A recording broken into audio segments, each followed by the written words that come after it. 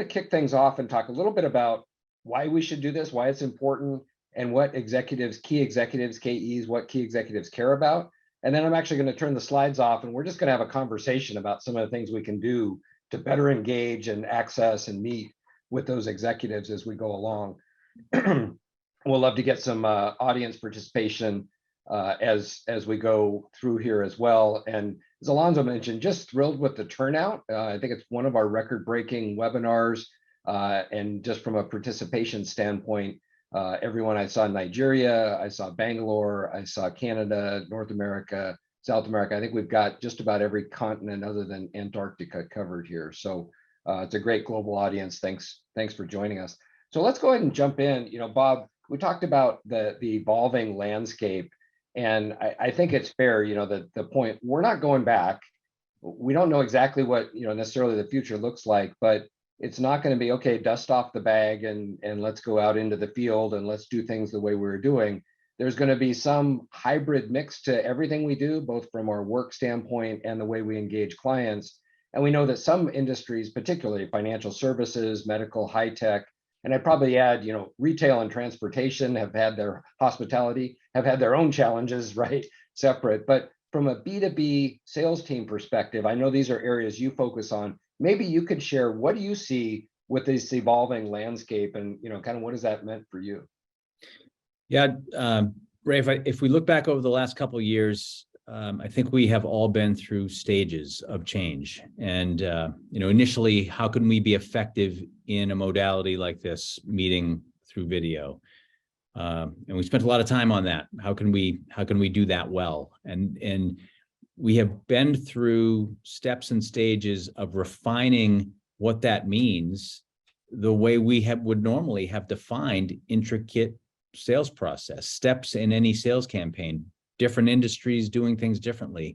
And we've learned a lot. I would say for my own sellers and for our clients, we are some high percentage of the way through having this defined in ways that can be backed up by results, backed up by data, backed up by proof and trends we've seen in sales effectiveness as it relates to some percentage of face-to-face and virtual, understanding at what stages of certain sales campaigns and workflows is virtual actually more effective than anything we could do face-to-face, and where do we need to be face-to-face at times to kick off key parts of a relationship. But across financial services and med device and high tech and other industries, there are some variations, but like in many of the things we all learn in enablement leadership and sales leadership, that there's probably a lot of commonality up to a certain line where some of the industry variation takes over, but there's a lot of things we've learned that can be applied to everybody. So the stages have allowed us time to perfect it, and we are starting to see some amazing results. Yeah, absolutely. And it's interesting. We saw early on in COVID, so early in 2020, a lot of desire and demand for virtual sales training. What does that mean to sell over Zoom or Teams or whatever platform? And then I think people realized, okay, that's table stakes now, right? We need to be able to engage. We need to be able to have that in our quiver. And at the same time, realize, when should we be going out, or when can we get that face-to-face? And even on a training standpoint, doing virtual training, but then it's great to get together from a sales kickoff or a quarterly business review, or having those face-to-face collaborative moments. And we'll talk a little bit about the collaborative training aspect as we go forward. But I think that the environment certainly changed. We need to meet our buyers where they are and be flexible enough to adapt. And I think what's really interesting is to think about how have executives changed, and we have some stats we'll share on this, but the C-suite's adapting as well, right? They've been on back-to-back Zoom meetings and Teams meetings and now engaging. And now they're looking at the future, thinking about some of the headwinds and financial constraints, and maybe pausing for a moment or thinking about that a little bit differently. So I'd be curious, Bob, as you're thinking about executives that your team's selling to and who you're engaging, seems like they're even more involved and maybe more engaged on those types of technology and solutions and hybrid types of tools. What are you seeing out there, and how are executives coming at that from your perspective? Yeah, sure. I think sort of logically, as this all evolved, executives realized from their teams and from a business perspective and how to drive results that they had to be involved in this series of changes, because they were major changes and they were going to affect the way, all the key selling and marketing workflows sort of get executed within the companies.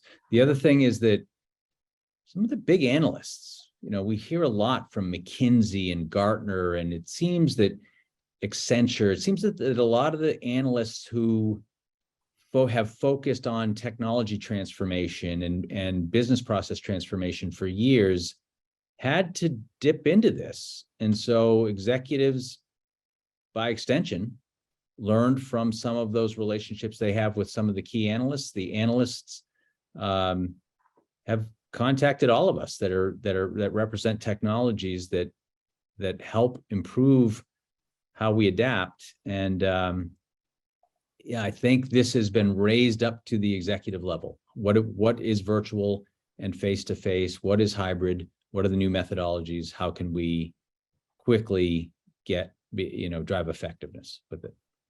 Yeah, so let's talk a little bit about, what are the challenges then of addressing that? And as we're going to walk through, how do we get access and how do we be more effective when we actually get a seat at the table, right? Or we get that meeting. But I'd love to get some interaction from the team first. So we just have a quick chat, and the chat's already been very active. So please jump in and remember, go chat to everyone if you would. What are the biggest challenges you see selling to key executives? So what's getting in the way now? What are some of the challenges your teams are running into?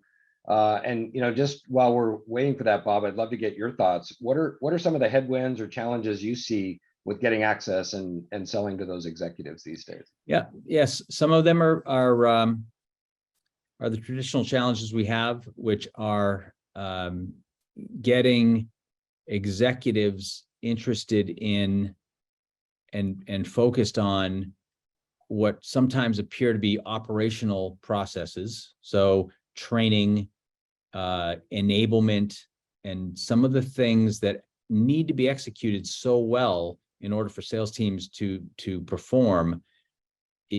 Some of the executives are just trusting of the leaders that run those functions to know how to do that well. Well, the getting to the executive through those various functions means helping people understand how it impacts business, not just how it impacts training, how it impacts business, not just how it impacts a sales process. And so we get executive attention and we get into executive conversation by just doing things that we know we have to do, linking the modern, in our case, modern sales enablement definition to business results and business effectiveness. And as I say, there's a lot of top-down pressure and visibility on that as well. So I would say overall, it's been easier to get executives into these conversations. Mm-hmm. If you have something relevant to say, right, or sure, you can make that connection. And I think we're seeing a lot of great comments in the chat, a lot around getting access, right? We get voicemail, we get gatekeepers. The executives are busy, their doors are closed, or maybe they're not even working in the office. So now we can't find an office number. Sometimes they don't have VoIP, so you can't even pick up the phone. But I think all of this speaks to, we have to be, ruthlessly relevant. As I heard somebody say, we really need to figure out what's on their mind.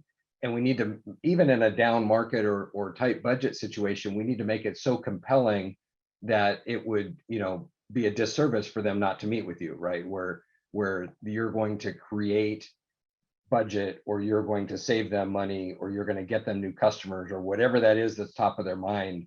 How do you relate that, as Roberto says, connecting to their value drivers and bringing relevant credentials? into the conversation. So we're going to talk about all of these. I think it's really important to put yourself in their shoes, and really understand their perspective before we start launching those sequences or sending those emails, trying to get those meetings. Yeah. Ray, the other thing I would say related to that is that we're finding that again, nobody has this figured out.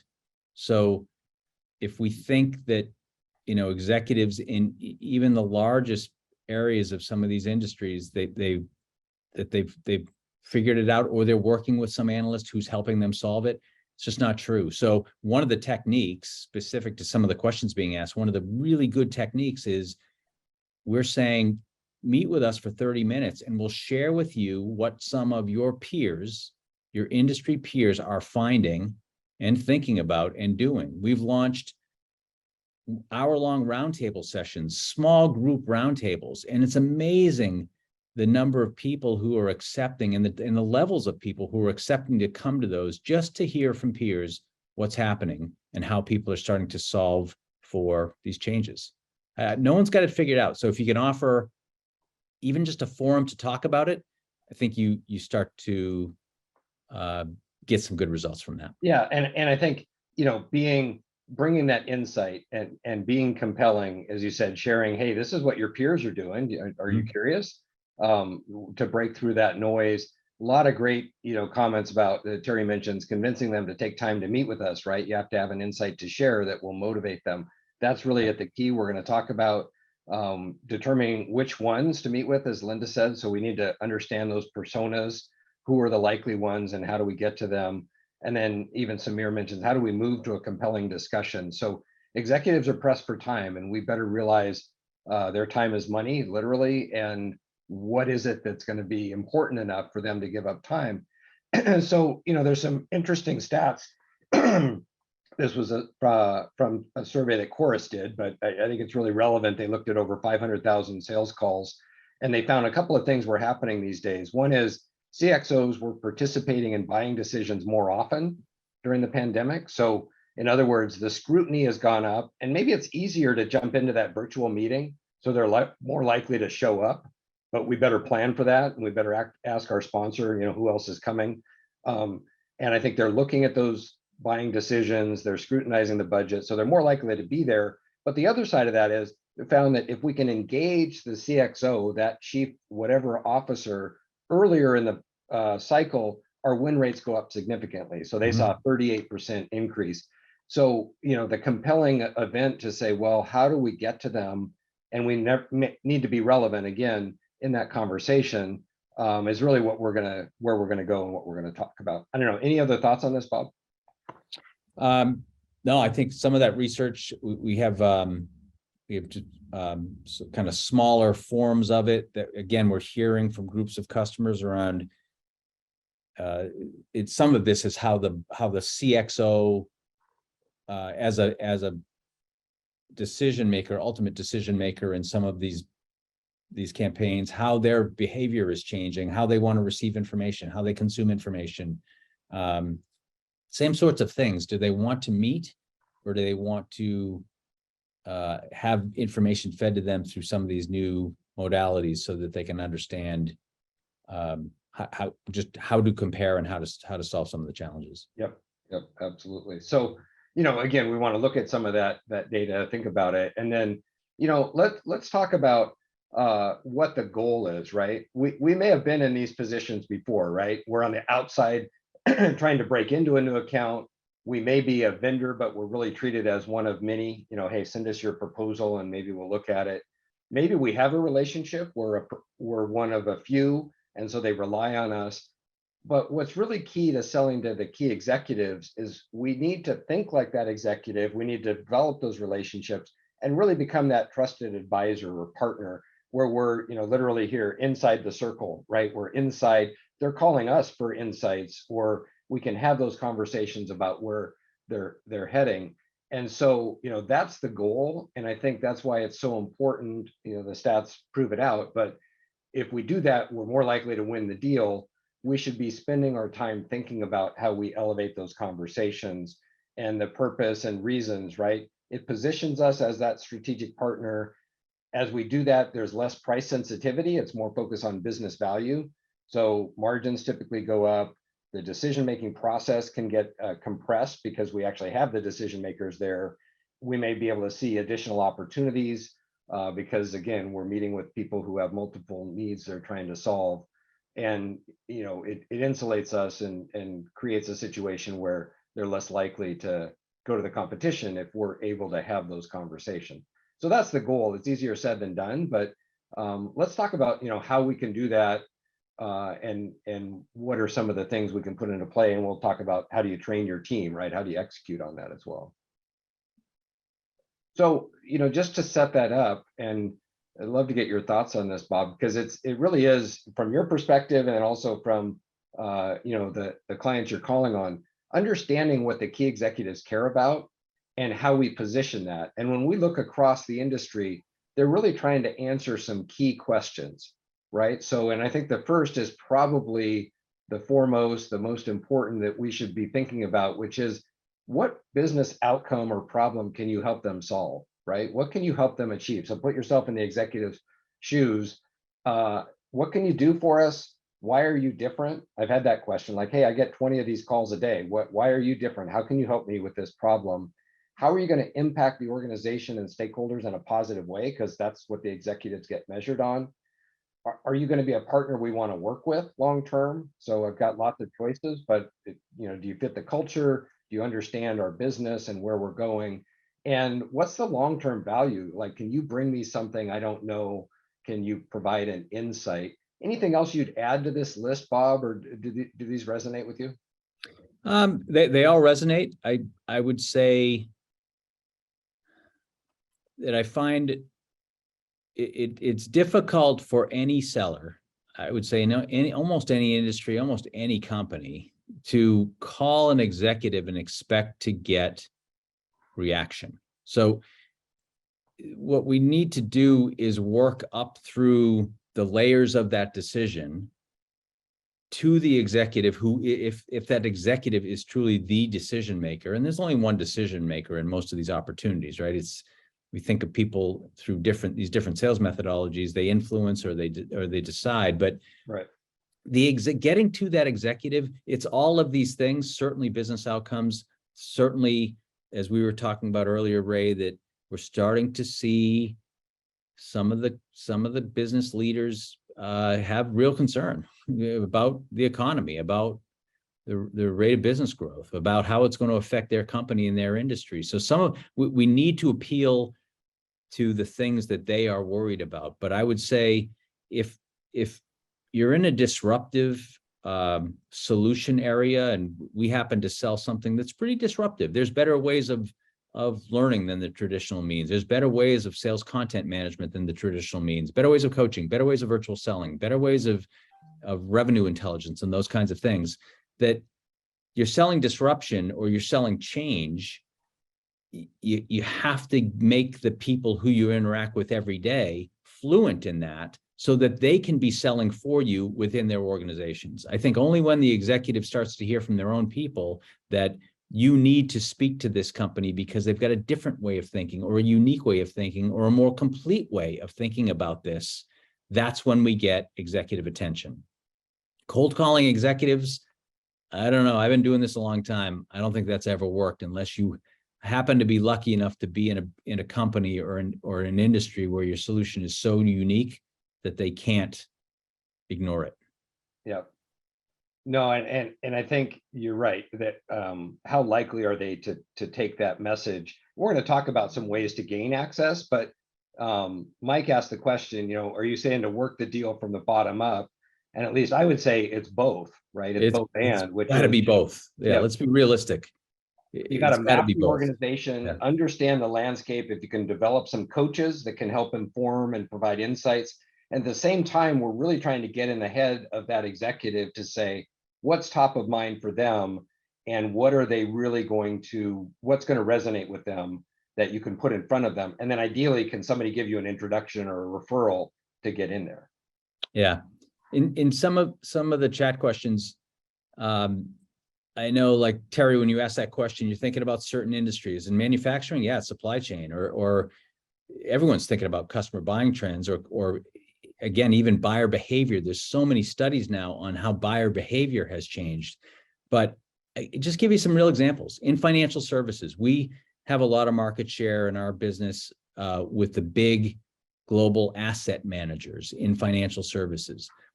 Their sellers are called wholesalers. They sell to financial advisors. Pretty simple model. The way that the financial advisors want to be dealt with now versus 2 years ago is completely different. And so we just got off a call, small roundtable with some executives from the asset management teams. I can tell you that they don't know yet what they need to do, what they need to change to drive effectiveness of their wholesalers calling on advisors. They know the advisors don't want face-to-face meetings because in that industry, the financial advisors saying, if I'm going to meet with someone face-to-face, it's going to be with one of my own clients, not with my wholesaler.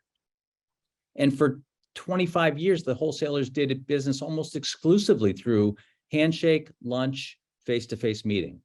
This has been hugely disruptive to these people. And so if you think about the executive as the person who's running that wealth management practice, and how am I going to get to that person to have them look at my BlackRock products or my MFS products or my Invesco products, more so than my competitors, they're going to have to do something different than they were doing in the past. And it's not as simple as high level, I have a different solution or I have a different outcome. There's creativity that needs to be applied to these interactions. And I will tell you, there's no shortage of technology to help you do it. And there's no shortage of capability of what we would call asynchronous communication to help you do it. Because if we're still depending on getting the call or getting the appointment with the executive and having a Zoom or a Teams meeting with an executive, someone's doing something more than that. And calling high has always been a good cliche, but you gotta call at all levels. Yeah, no, and I think it's important, and there's some good chats here as well. Terry, talked about, are they really focused on these 5 questions, or are they more concerned with these macro issues like supply chain and customer buying trends? And it's both, right? I mean, they're interested in what outcomes can you help them achieve within this context of what's going on, which we're going to talk about why you need to go to school on their industry, on their company, on that individual as well. Yeah. And so you need to have that context in mind to go in and talk about outcomes you can help them with, given their context. And then, Kenneth talked about, well, the lower rungs may not understand the big picture, and that's fine, but they can help inform, like, hey, help me understand what Bob's priorities are. What are some of the things that are happening? And then if we've done our homework, we've read the annual report, the quarterly report, their press releases, we kind of understand what some of those trends might be, some of those challenges. Chances are you can find that information, go in and validate, hey, how important is this expansion in Asia? How important is this cost reduction effort that you have going on? How's that impacting things? So when we get that meeting, or we're trying to get that meeting, we can plant those seeds. We're not saying, oh, hey, Bob, what keeps you up at night? Right. And I learned early on, it's like, one, my sleep habits are really none of your business, and I sleep just fine, right? Don't worry about my sleep. No, you need to go in and say, I understand there are 3 priorities that are affecting your industry these days. How are you addressing it? That's a much different conversation. Yeah. One of the earlier chats was just that, isn't this really still about finding pain? And absolutely, yes. That's what we train our people to do first and foremost. And, we've got to know what we're solving for. So, yeah. So let's keep going. I'd love to get some comments from the group here. We're going to talk about, how do you get those meetings? Then what do you do when you get there? We kind of, set the backdrop of why we think it's important. And most people would probably log in, right? But let's talk about this pretty simple model. We have this RAMP acronym, RAMP model that we use because it's a great way to categorize the thought process, right? Patricia just mentioned research to know the issue. So starts with research. We're going to get into access. How do you actually get access to them? What does a meeting look like, and how do we show up to be relevant and compelling? And then what does a proposal look like? Again, all within the context of key executives, because we need to think a little bit differently than maybe our standard sales process or the standard way that we're pitching, if you will, or providing a demo. So we're going to kind of walk our way around. I'm going to pause the share here, because if you can remember RAMP, research, access, meet, and propose, then let's just have a conversation about this. And I think it'll be really interesting as we go to get some input from the group. So talking about research, so that's the first area. I'm going to open up a poll here, and I'd love to get thoughts from the group on why, one of the reasons why research is so important. But I'm going to open this up. What percentage of sales meetings do executives think are a waste of their time? So people may have seen some of these studies, maybe they have an inclination, but is it less than 20, 20 to 40, 40 to 60, 60 to 80, 80% or more? Yeah, let's see what people think. We've got the poll open. We'll give folks just a few more minutes or a few more seconds here.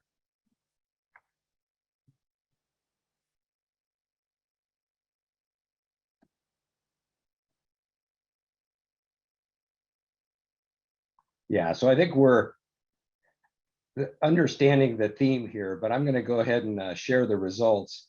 So pretty interesting. Nobody said less than 20, or a few that said, yeah, 20 to 40, but the vast majority said either 60 to 80, 40% of the audience today, or 80% or more. And I've seen different numbers on this, but if we combine those, so at least 60% of the audience said, yeah, it's 61 to 100%, somewhere in that range. What Forrester said or HBR said when they just looked at this, was 71% of meetings executives said were unproductive or inefficient. And when Forrester looked at this, they said 80% of those meetings, the sales executives said were not productive of sales meetings. And I think it's fascinating if we're, kind of thinking about, we work really hard to get these meetings, but the executives don't value it. And there are really two reasons they said why they don't value is, one, the sales rep doesn't understand their industry and what's going on, and they don't understand their business, so they're not relevant. And even though we may think we're doing our research or we're prepared, the executive's like, you know what, you don't really get us. So I'll just share one other thought on this, and I'd love to get your perspective, Bob. When they asked about research, they asked the reps, how well do you think you do preparing and doing that research for a key executive meeting? And they gave themselves a B. So the sales rep said, yeah, I'll give myself a B. You can imagine, what do you think the executives, what kind of grade do they give the sales rep for being prepared for those meetings, right? They failed them. They gave them an F. So there's a disconnect, obviously, between what sales thinks is good and what the executives are actually perceiving. But the executives thought they failed in being prepared for those meetings. So if you're working really hard to get the meeting, we need to work probably even harder to be compelling and relevant and understand. We're going to talk a little bit more about what that looks like. But any thoughts on that in terms of the poll or those other metrics?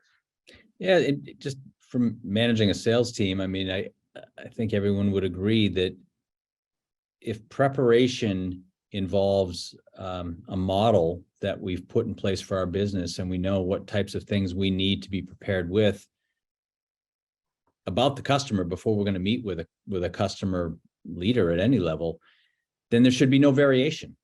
It doesn't matter if I have someone who just came out of new hire or someone who's been with my company 5 or 10 or 15 years.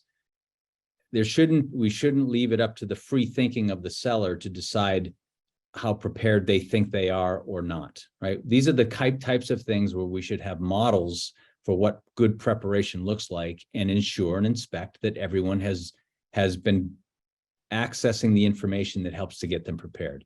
I think there's far too much sort of generalization around get prepared with the right company information before you meet with an executive. Well, a lot of salespeople don't know what that means. So there should be no risk in that sort of part of the campaign, or that part of the cycle.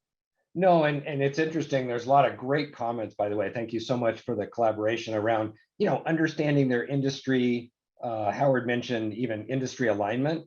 Some sales teams can do that, and that's great.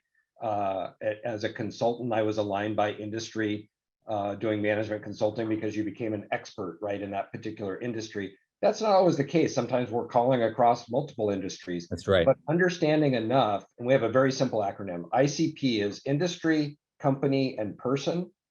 So thinking about that prior to and doing a deep dive at the executive level, this isn't just filling out a call planner, but understanding the industry. People may have heard the pest model, right? But in the industry, what's going on politically with that industry? So regulatory issues, political issues that may be affecting them. What's going on economically? Are they growing? Are they shrinking? Are there budgetary concerns? What's going on socially within that industry? So the demographics, the buying behavior, the growth of the population within that industry, and understanding tech, right? So again, pest, the tech side of it, what's disrupting that industry and what's coming out. So we almost need to do our little grad school exercise to go to school on the industry if we don't know it well, and then go to school on the company within that industry and think about, well, how are they impacted by the political, economic, social, and technology side, and then look at the person. And unfortunately, I think when we often do call plans, we're like, oh yeah, I looked at the website and LinkedIn, and I found 3 things that I like about that person that I can bring up. Well, guess what? This is different. We need to do a little mini research project and really dive in and try to understand from their perspective, what is keeping them up? I wouldn't ask that question, but what is keeping them up at night related to what's going on with their business and the industry they work in. The other thing we do, Ray, in taking it maybe even a level deeper on the person that we're meeting with, is we have a simple tool that allows us to do quick personality profiling on these individuals, because everyone has such a public social persona these days. So if I know before I'm going to meet with someone, and my sellers know before they're going to meet with someone, if it's someone they don't know well or have never met, they're going to know, is this, where on, we use DISC, but where in the DISC persona profile does this person sit? So I know whether or not they want to have a 5-minute conversation about our families before we start, because some people don't. Or maybe they are very prone to wanting to see data to back up every point that is made. Well, I better know that before I go into that discussion. So there are great tools and methods now, not just to prepare about the company and about their pain and about their competitors and about their financial models, but who is that person, and how much can I know about that person before I ever meet with them? A lot these days, because everyone has a social profile of some kind. And it isn't random research. I'm not just going to LinkedIn and seeing what I can find about that person. We're using tools so that every seller is getting the same information in a consistent way to prepare. Absolutely, and I think we can take a play from marketing on this side, which is, they've talked a lot about marketing personas. If they're looking at the website, okay, what does the persona of a buyer look like? Well, we need to get to the next level for our particular offering. What is that persona? So, if you're selling to the chief technology officer, they care about very different things than the chief marketing officer or the chief financial officer. So we need to understand, what metrics do they use? What language do they use? If we show up and throw up with our spec, right, and we're talking to a C-level who's really more interested in the business outcome, we're going to completely lose them. And even on the tech side, if we're talking to that CTO, but we don't understand how this is going to affect their risk, their budget, their operations, their headcount, and we just talk about user issues or bugs that we can fix for them, again, we're going to lose them. So we need to target that. We need to focus in the messaging, and doing that research allows us to get access. So if we're working away around the corner, right, we've done the research, we're thinking about access strategies. And you mentioned it earlier, ideally, if we can get a referral or a connection, that's going to be the best way to get that meeting, right? Our chances of booking that meeting with an executive. So if you know somebody, you have a client, you find that connection on LinkedIn, maybe we can leverage our executives having that VIP level connection to get that referral. It's going to go up, right, our chances of meeting, but we don't always have that. So, a couple of other things to think about is, what's a compelling reason they would meet with you? And Bob, you mentioned that if you can talk about, you have research, you have a case study, you have some compelling information related to how others have solved a problem that's top of mind, that's great. Or we can bring an insight. let me show this research we've just done, this white paper. I'd love to present to you what's happening in the industry and provide some education. Again, tell them something they don't know. Be curious your thoughts on any of those or any other things that get your attention, as an executive when somebody reaches out. Yeah, it's we all get so much outreach today. I get pinged like everybody on this call 10 times a day by someone trying to sell me something. They want to sell me, more effective lead generation or more effective funnel analysis, yep. or just, it's amazing. These poor SDRs who are just trying to get someone to react. No, I think it is the ones that there are some kind of clever techniques certainly, and those can be effective, but it does come back to someone who has done a bit of research and knows me and knows my business and can say something about the fact that they've done the work to start to build some level of trust. A lot of SDR models are still, I think, too mired in people liking each other. And, we all know that no one buys from someone they like. They buy from someone they trust. It's been true forever. And establishing trust is far different than establishing, camaraderie. So I think it's,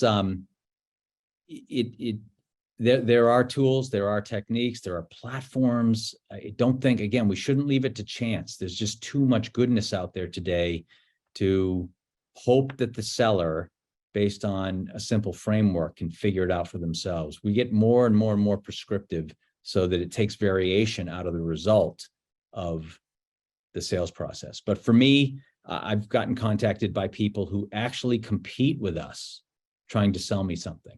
Oh, it happens all the time. And it's like, person just hasn't done any work. Yeah. You need to tighten up your filters a little bit. You need to spend a little bit more time. And, I would much prefer we send, half as many emails, but have them much more informed with research and targeted to the right persona, and than, spamming and having canned sequences that don't go anywhere.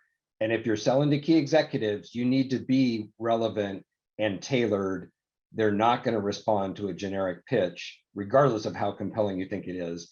Yeah. But if you can tie it to, I just read your annual report and I saw these 3 priorities and I believe we can help you with this one. Well, that's interesting. Or, I appreciate when somebody says, hey, I read your blog and I really like this comment and I'd like to talk to you about how we can help with this or that. So you've got to do your homework and ideally put that executive hat on and go, oh yeah, they're going to be measured at the end of the year by how many new users or by reducing cost or by increasing their market share or whatever that is. How can you help them achieve that objective? Because that's what's going to make the most difference to their bonus, to their shares, to the outcomes they're trying to achieve. Yeah. So let's work our way around. We did our research. We talked about access. The other thing I'll just say about access is, sure, email is great. And somebody mentioned, well, what channel or what tools are we using? I think it needs to be all bound, right? That's where social comes in. If we've connected with them, if we followed them, maybe they see us first. And even things like outbound video that's getting a lot of attention these days, executives probably aren't going to respond to that first video if they have absolutely no idea who you are. And you create that really compelling video, but they're like, I don't know this person. I don't have time to watch it. If they've seen you, they've engaged, maybe they've actually been on your website or they've seen something you posted. Now they get the video. It's like, oh yeah, I'll listen to what Bob has to say. That's interesting. Yeah. And again, it needs to be very tailored to them. And your chances then of a multi-pronged approach where you send the email, you send the video, but you highlight what's important and why they should watch it. You also, ping on LinkedIn. We're going to use a multi-pronged strategy. So again, lot of good comments there, but we've done some people are asking, Ray, just to interrupt. I think Linda, I agree. It's easy to talk about trust. How do you know? How do you know when your seller has established trust and that you've actually achieved a level of trust? And I don't know. I'm not sure how to answer that empirically, but I know we're in a couple of late quarter campaigns right now that we need to close. And when we start getting information from some of those trusted champions, because we've taken the time to build things to a point where we're getting bidirectional feedback from people, and they start to give us information that is beyond the deal. What's going on in the company? What is going to sway the decision? Who else is involved in the decision that you haven't met or that hasn't been made visible to you? There are areas where you start to see that trust has been established, and it gives you a clear advantage. Yeah, absolutely. And I think that's where, understanding, I think trust is, difficult to put an actual metric on, but we know the things that increase trust, right? Is being credible, being timely, being responsive. It's all about putting deposits into that trust account. And if we do that over a long enough time, then we can test it in terms of, will they give us a referral? Are they giving us business, right? Ultimately, will they take our calls? Do they see value in meeting with us? I think those are all good indications. Anytime I have a salesperson say, well, they're not calling me back and I can't get a hold of them. It's like, well, we haven't been compelling enough, right? It's not their job to call you back. We need to think ahead about what can we do for them? How do we pay it forward? And it's a long-term play often, where we need to do multiple things without expecting an immediate payoff. We build that trust over time and then ultimately convert it to business. Yeah, so I think that, and some of the others, just to mention a couple others, specifically, if any of you are in, the business of selling some kind of a technology platform, we all know you all know that there's no shortage of us. Everyone's trying to sell a technology platform that does one thing or another. There's a clear trend. When you do talk to a CIO, or you talk to someone who needs to make sense of all these investments that they've made, there's a clear convergence going on. So people, as the economy tightens and as they're going to have to start looking at cutting costs, they're trying to look across their ecosystem of technologies and say, how many of these overlap and what could I do without if I had to, because one of the others fills that gap. And be really cognizant of that, because that trend is clearly upon us and people are looking at what they can converge. And by the way, as that's all happening, a lot of the software platforms in the industries we're all in, the spaces we're in, where we fit, those are converging. And we've seen that for, at least a couple of big cycles of technology. But so technology convergence to cut cost, to make, give the customers, salespeople fewer interfaces that they have to look at in order to do their job. Those are all things that executives are interested in. The enablement people aren't so interested in. Even some of the sales managers don't have visibility to all of it, but the executives know those things are critical to longer term success. Yep, absolutely. So, let's work our way around. We did a research, we got access, we're doing the meeting. I think, as we talked about, most executives don't feel those meetings are successful. The thing I would encourage everyone to think about is, if they only have 15 or 30 minutes, what is going to be so compelling that you get the next step? And I think where it often breaks down is, this isn't a typical sales call, right? I'm going to show up, I'm going to do my presentation, I'm going to talk about next. I need to have a really clear ask in mind. And I think that's often what we hear is, oh, we need to sell higher, we need to book the meeting. Well, what are you going to say when you get there? And why would that executive want to meet with you? And what are you going to ask for? Are you asking for an endorsement? Are you asking them to review a proposal? Are you asking them to communicate with their team as a result of the meeting that, they should meet with you? So we should have a very clear outcome in mind before that meeting and plan around it so that we're very, efficient with the time and very focused. Bob, what are some of the things that drive you crazy, or you've seen, with some of your clients in terms of those executive meetings? Yeah, the sales behavior that would drive me crazy is if any one of our sellers don't follow. We use the Sandler sales methodology, and you all, Ray, your methodologies, and everyone's got one that they follow. But again, sales is a process, and our sellers need to be very good at following the proven steps in what makes a meeting great. So we do something in that process we call an upfront contract. You have to make sure people know why you're there. They agree to at least a somewhat structured agenda that you have for your call. You allow the executive to challenge that if that's not why they thought they were coming to the call right away before you get started, before you start unloading information. And then a real balance between who's doing the talking and how many questions are we asking, and are they good questions, and are they getting one-word responses or good, meaningful responses?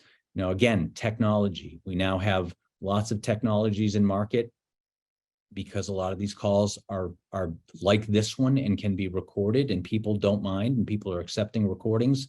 We can analyze. We can use technology to analyze the calls, feed it back into the coaching of the sellers to make them better at these calls. Executive, business leader, or simple influencer, and you know, other key personnel who are involved in somewhere in the decision process. But yeah, we're using technology, our own and others. We are making sure that we eliminate variation in the process, and that there isn't, quite honestly, too much free thinking out there by the sellers. That there's, you know, we aim them at something, they know what our process is, and they can follow the process and then use their skill, then use their knowledge, as how we said, their competence, their initiative to build trust with people.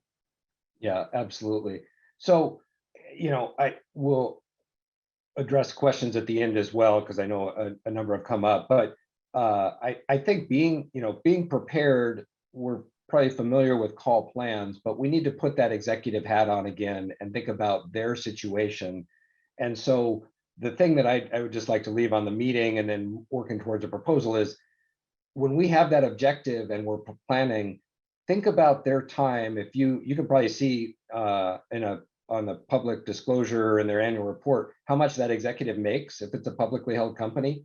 Divide that by 2,000 and get an idea of how much time that meeting is worth from an hourly rate, right? It's probably worth hundreds of dollars, and if you have multiple executives, even thousands of dollars. So you better be pretty prepared and particular about how you're approaching that, and then actually creating that objective, sending it in advance. The idea of sending the agenda, I love sending a short video in advance saying, Bob, I'm really excited to meet. We're going to cover these 3 things, and this is why I think it's important. And then afterwards, the same thing. So we're highlighting the value we're bringing, and we're being attentive. And then in our proposal, we're doing the same thing. This is why this is compelling. And we talk about that more in our program, but this is what you can do to make that proposal resonate. So I know we're coming up on the top of the hour. I just wanted to talk about, how do we enable our teams, as we started saying, if things are changing, we need to be more relevant, more compelling. How do we actually get behavior change and get these skills across? And we think this idea of this blended training approach is really critical. And it's something that certainly Allego very much in line with. And as we've evolved, we love in-person instructor-led training. The virtual instructor-led training during COVID was huge. We've got a lot of e-learning assets, and people have been through that. But the answer, I think, is really no, it's blended. And we'll use a blended approach to say, well, here's the content, but now let's get together and collaborate and discuss and work together, and let's share how we're applying. And we have some great stories I can tell about, how people have gotten value from each other and helped each other improve their game and close deals. But Bob, how are you seeing this across your clients? Because I know this is a big part of how you go to market as well. Yeah, it's a sweet spot because it is exactly how we go to market, Ray. Yeah, we're seeing, I think blended is a good description. Certainly there's a place still for traditional training methodologies, but there's just lots of very trusted research and proof in I would say across any sales model that humans learn certain ways, and certainly sellers learn in those ways, and all of the things that we all know and hear about giving sellers the information that they need as a foundation, but then allowing them to very easily access it at the moment of need. So I've got a call tomorrow. I don't remember exactly what I was taught 3 months ago about a product or a market or a competitor, But if I have access in short form that I can get to quickly to prepare myself and refresh myself on a concept I need to know for my meeting tomorrow, and that is something that is so well delivered anywhere I am, in the format I need, on the device that I need it on, anytime I need it. Now we've gotten real powerful capability, not just to train people, but to make sure that they have the information and the reinforcement and the knowledge they need before they go into a conversation. So in our world, in modern learning and modern sales content management, learning and content have completely converged. They're not only not siloed technologies and siloed functions within businesses anymore, but if you really want to understand what makes sales more effective, design your programs from the seller back, not from the training forward, because it doesn't work. Yeah, it's so great. And I think everybody's gotten Zoom fatigue, and we can't necessarily be in person as much as we might like. So we need to figure that out. And I think that really resonates with me. And I just wanted to share a couple of pieces of feedback we had from a program we ran on these concepts, but in a collaborative environment. They found the benefit from the live sessions, collaborating with the team, in addition to all of the content, and they learned from their peers and weighed in on questions and heard different points of view. To me, as a facilitator, and I've been doing this for a little bit, that's exciting to see how it comes to life with the leverage of the technology and using social and discussions and ongoing. And we just wanted to share, this could be a topic for a whole nother webinar, but how we can cover some of these topics using some of the tools and technology that's out there. So I know we're coming up on the top of the hour. We want to just give a couple of shout outs. One, this is a Allego checklist. I think something your team has put together, Bob, on virtual selling and virtual meetings, some of the things we've covered here. So if people want to hit that or use the QR code, we will make the slides available. And then in terms of just from a sales readiness group perspective, this is an upcoming workshop that we have on selling to key executives. So I just make that available for people's information.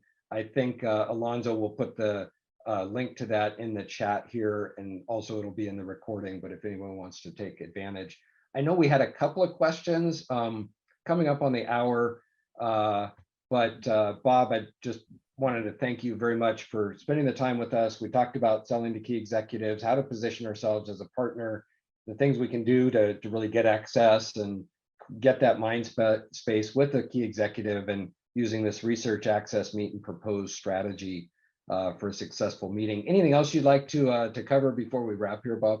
No, not really. Just to say thank you, Ray, and thank you to everyone who joined, and just thanks for all the comments. I read every one of them, and I'm sure that I learned just as much from reading your comments as you certainly heard from me. But I would say don't settle for just sort of your existing technology if you don't think it's doing the job, and don't settle for your existing methodology if you think it might be a little bit dated, because there wasn't a lot great in the last 2 years, but it accelerated both how we do things and the technology and the capabilities we have to do them. Things have really, it's been a sea change. So don't, if you haven't looked lately, look at sales effectiveness technologies, sales enablement technologies. They don't need to be siloed. They're converging into simpler things to use for your sellers, which is really the key. That's great. Very well said. And I'll just cover one quick comment. There was a question about favorite sales methodology, which is probably beyond the scope of this conversation. But what I will say is think about skills regardless of methodology. And what I mean by that is, whether it's 4 stages, 5 stages, 6 stages, whoever's providing, obviously there's a lot out there, but your sellers need the skills to execute, and the skills around call planning and asking great questions and having executive level conversations. Those can transcend a methodology. So at least our perspective is, let's focus on skills and behavior, and we can overlay that on however you happen to go to market. Because the last thing the sales team wants is a brand new shiny object. You got to do it a completely new way. No, let's work on building the skills.